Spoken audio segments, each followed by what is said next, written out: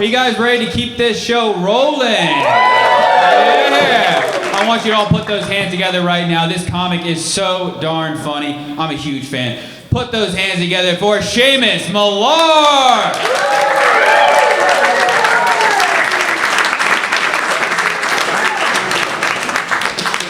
All right, how you guys doing? You guys good? You feel good about giving Alban that applause break for abortion? That was wild. I was like, these guys are not gonna like me. I don't know. You guys are too young, hot, and liberal, man. I look like I work at a fucking GameStop. I'm fucking... I shouldn't be in this room. No, I'm very nervous to be here. A lot of things going on in my life. I got OCD. I'll talk about that later. I got religious OCD. I got here. I was like, oh, it's in church. Cool. Also terrified of heights. I was like, cool. All right, it's on a balcony. Cool. All right. And everybody just is applauding for abortion. That's sick. Okay. No, I'm happy to be here. I really am. I like going to new places. I will say I get a little nervous when I go to new places. I went to this bar I'd never been to the other day, and out of nowhere, I heard the bartender, who I did not know, refer to me as the definition of harmless. And that fucked my whole experience up, you know what I mean? Like, I was like, I kind of look like a school shooter, you know what I mean? Like, that's... I wouldn't just jump to harmless. You never know what... No, sorry, okay, sorry. I don't know. I am happy to be here, though. I just celebrated... Are you guys drinking, by the way? Hell yeah, dude. I'm drinking these non-alcohol. I just celebrated 6 months of sobriety, actually.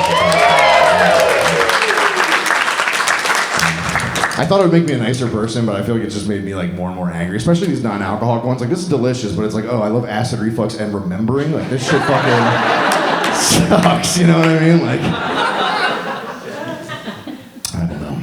And I'm trying to be nicer. Like, I really am trying to be nicer, but I just feel like I've just been an asshole for so long that it's like residual energy, you know what I mean? Like, I was doing self-checkout at Acme the other day, and doing a little screen thing. I don't want to fucking talk to anybody. And at the end of my little ordeal, my elbow slipped, and I accidentally donated $10 to childhood cancer. I don't know if you have ever asked the attendant at Acme to take off $10 for childhood cancer. But that shit is tense. It is uncomfortable. The guy was like mad at me. He was like, are you serious, sir? Are you serious? And I just went, problem's just bigger than me. Problem's just way bigger than me. Like, I'm not gonna fix it, you know what I mean? And then I felt bad. I was walking home and I was just telling myself, like, $10 is gonna fix it. Like, $10 is gonna fix it. That wouldn't have put it over the edge. Local idiot solves cancer. That'd be great. I don't know. I've been trying to be nicer. I have a front-facing job too. I like work. I give tours for a living. I'm a tour guide. So if you guys want to talk about, you know, fucking Ben Franklin or whatever after this, we can go hard. I can talk about syphilis, whatever you want to know. He had it all. He was a real go-getter. I love being a tour guide. I will say the only problem with working outside is like the homeless people in the city are really good at being homeless. I don't know if you've noticed that. They're like experts at their craft. I feel like the homeless people in this city are like motion activated Halloween decorations, you know what I mean? Like, you'll see them and you'll be like, that one's not activated. And then you get a little too close and he's like, I missed the bus. You're like, oh shit. Jesus fuck. Holy shit. You fucking spooked me out. Spooky one. And they don't like me. I'm in their territory all day. They don't like me. This guy was screaming at me the other day for no fucking reason. I was just talking to my group and he was like, you fucking bitch! From across the street. Screaming at me for like 10 minutes. You fucking bitch! You fucking... It went on so long that like he kind of lost the moment. It was like, you bitch! And I was like, he's not even putting his full effort into this anymore, right? Like... And then he like kept going. He hit me with one more really emphatic one. He was like, you fucking bitch! And then he started to walk away. And as he started to walk away, I heard him go, and you got that gay-ass shirt on. And that didn't hurt my feelings. I could take that abuse. What really hurt my feelings was I watched everybody in my group immediately look down at my shirt. I was like, what the fuck? This guy? We're taking this guy's advice? He fucking cooked me, dude. I don't know. I've been trying to make that joke nicer because like I do care. I've been given like I take $5 from home every day and I give it to somebody when I see them. And it sounds like a really nice thing, but in the back of my mind I'm like, I'm gonna need some backup someday. You know what I mean? Like, I don't know if you guys ever played Fallout, but I'm gonna need the mysterious stranger to come out and just fucking save my ass. That was for my real goobers in here. Okay, sorry, shouldn't have done that. I don't know. What am I talking about? Being nice. It's tough to be nice because my family's like fucked up too. Can I tell you guys a really dark thing? Because this has been all my nice stuff so far. My family's going through a really tough time. My dad is on his third marriage. He just got remarried. And I want to say all this to emphasize that I have very little to do with this person, okay? I want to be clear about that. He got remarried. She has a son about our age. And he just went to prison for selling child pornography. Yeah, ouch. Yeah, and I'm glad they caught him, and I hope he's having a terrible time in prison. But I will admit to you folks, when he gets out, I am going to thank him, because now when I talk to my dad, he can't say shit to me. Like, he can't say shit. He can't be like, how's comedy? How's life? I'm like, I'll tell you what the fuck I'm not doing, all right? I'll tell you what the fuck I'm not doing, first of all, okay? Son of a bitch. Oh, shit. Yeah, there we go. Yeah, you know what his job was too before he got caught? This never goes well, but he was Chuck E. Cheese. That was, yeah, isn't that fucking crazy? Like, he was the rat, right? He was the man in the costume. I feel like if you like are a model employee at Chuck E. Cheese, I'm sending you to the gulag immediately. Like, you know what I mean? Like, this guy's picking up shifts. He's teaching the kids how to play skee ball. Like, that's all right. Sorry. He's actually getting out. He's getting out on the 17th. Wow. Yeah. And as soon as I found that out, I texted my dad and I was like, of course, this motherfucker hates everything over 18.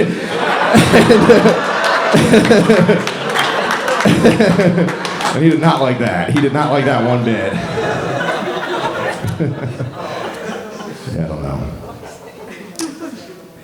I'm gonna say that I'm anti-pedophile for sure. I'm gonna take a. Can I get an applause break for that? Yeah, thank you. Thank you very much. I'm a hero. Yes. One of my favorite shows of all time was To Catch a Predator. You remember that shit? That was fucking the best. Yeah, it was like if you don't remember, it was like a prank show for pedophiles. It was great. Like, the setup was like, we're just gonna fucking punk their asses. I don't know, like. And they canceled that show. And I was so curious about that. I was like, why would they cancel that show?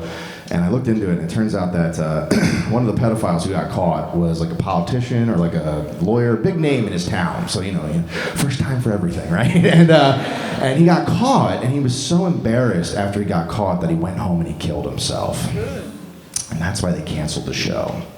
And when I read that article, I was like, yeah, I'm sorry the show's working. Like, what the fuck? Like what?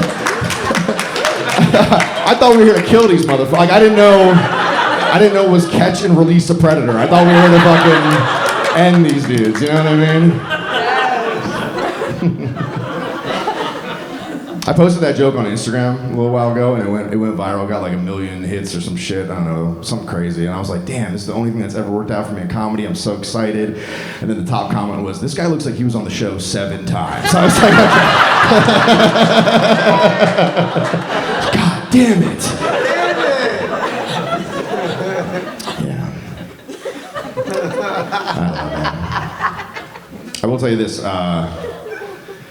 I'm skinny fat. Anybody else skinny fat out here? Hell, who said that? You look great. What are you talking about? I'm skinny fat, dude. I got like no upper body strength but a stomach like one of those Salvador Dali clocks. Like, that shit just melts out of my belt. It's fucking gross. And I tried to get in shape. Like, I tried during COVID, but I feel like there's something genetically wrong. I don't know. I was like breastfed on Pop-Tarts. I feel like that's like, you know.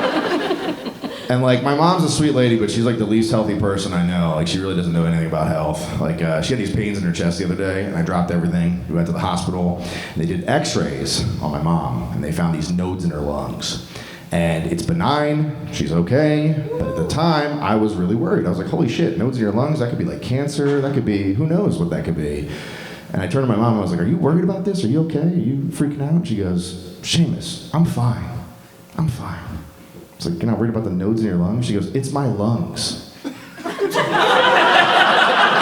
was like, it's your lungs? She goes, yeah, they grow back. I was like, all right, let's fucking sign that will, dude. Let's fucking sign that will. That is I'm a single child. That is a check. That is a check, you dumb idiot. And she just retired too. Like she just retired. She got all this free time on her hands. I was like, what are you gonna do with all your free time? I'm not kidding you not. She goes, I'm gonna solve unsolved murders. That's how my mom thinks. I don't know. I feel like the whole generation is, medically damaged from all the things that were in their school walls, right? Anyway, she was like, yeah, I'm gonna solve unsolved murders. I was like, how about we solve the mystery of how to open your fucking Gmail account? Like, how about we start there and we'll fucking ease our way up to the... Thank you. Okay. She was a public school teacher for about 30 years here in Philly. She actually just retired, which is pretty exciting. Yeah, like I said, just retired, yeah. So about, 30 years, and she taught a bunch of different kids, and she's got this bumper sticker on the back of her car that says, I support autism research, which I think is a nice sentiment. It's a nice thing to have on the back of your car. The only problem I have with that bumper sticker is my mom's neighbor keeps asking her these wild questions. Her neighbor came up to her and went, hey, quick question, where do autistic people go to meet? My mom went, excuse me? She went, oh, your son and his wife. Where do they meet? And my mom went, they're not autistic. I kid you not, we live in Roxborough. This lady went, I'm sorry, retarded. Where did they meet? Dude, that fucking hurt my... I wasn't even there. I was like, why am I catching strays? Like, why does this woman think I have special needs? Like, I'm not even fucking... And then here's the thing. So my wife has these really tight bangs that go, like, straight down her face like this. Like, she's got, like, Lego lady hair, basically, right? And the only conversation... Straight up. Only conversation I've ever had with my wife's neighbor, I'm dead serious, I went up to her and I went, my wife cuts her own hair. That's cool, buddy. Did you get here by yourself? Like, are you fucking good? Like, yeah, lady thinks I have special needs. I don't know. I did get married, which is very exciting. Am I okay on time? Are you kicking me off? Are we good? Can I do like one more joke? We're good with that? All right, okay, all right, I'm sorry. I'm so to fucking jump off this thing. So I did get married, very excited. I love being married. I will tell you this, my wife, sweet lady, hates physical touch. And I've known that since we started dating. Hates handshakes, hates hugs, hates anything. So like trying to sleep with my wife is like trying to get a sick dog from under the porch, you know what I mean? Where I'm like, hey, I got treats for you. She's like, I'll die under this fucking porch. I'll die under here before I fucking touch you.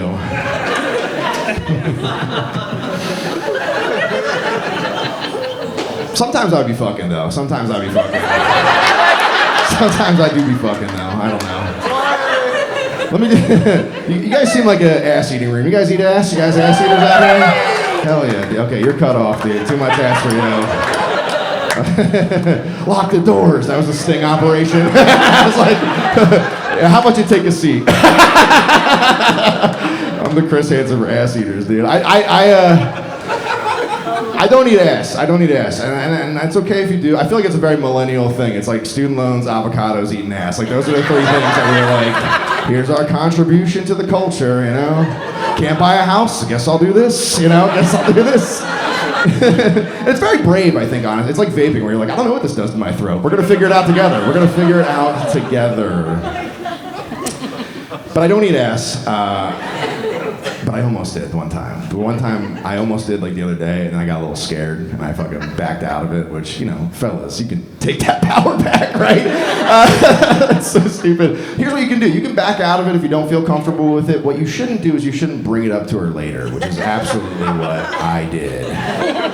Like the next day I hit her up, I was like, remember when we were fucking yesterday? She was like, yeah. I was like, I almost ate your ass. She was like, is that like a threat? I was like, yeah, I'm coming back to finish the job. All right? Should have just done it. Fuck you. I'm an expert. You're an expert? Exer. We eat ass. An excerpt? Gen X. Oh, Gen X. Oh, yeah, you guys are real lead poisoned up, dude. I don't know what's going on with you guys, dude. You guys are like, back in the day, you used to be able to not say woke shit. Oh, fucking. Too much lead poisoning. Okay, all right. All right. You guys Birds fans? You guys Eagles fans? Hell yeah, baby. I'm gonna get out of here. I'm a huge Eagles fan. Grew up in a big Eagles family. Did not play football. My dad was like, you got a hard body. You're gonna fucking make some art. You're gonna play at church someday. It's gonna be great. But my grandma was the biggest Eagles fan I ever met in my life. Everything. She had it. Eagles hoodies, bedspreads, like you name it, she had it. And she passed away right before we won the Super Bowl. Isn't that crazy? And then after that, I wasn't surprised that we went to the Super Bowl, and I wasn't surprised that we won, because I am a very spiritual person, and I knew that my grandma was a fucking jinx. I was like, you better get this bitch out of here, okay? I don't need a grandma, I need a ring. E-A-G-L. All right, I'm Seamus Millar. Thank you very much. Have a great night. Enjoy the rest of the show.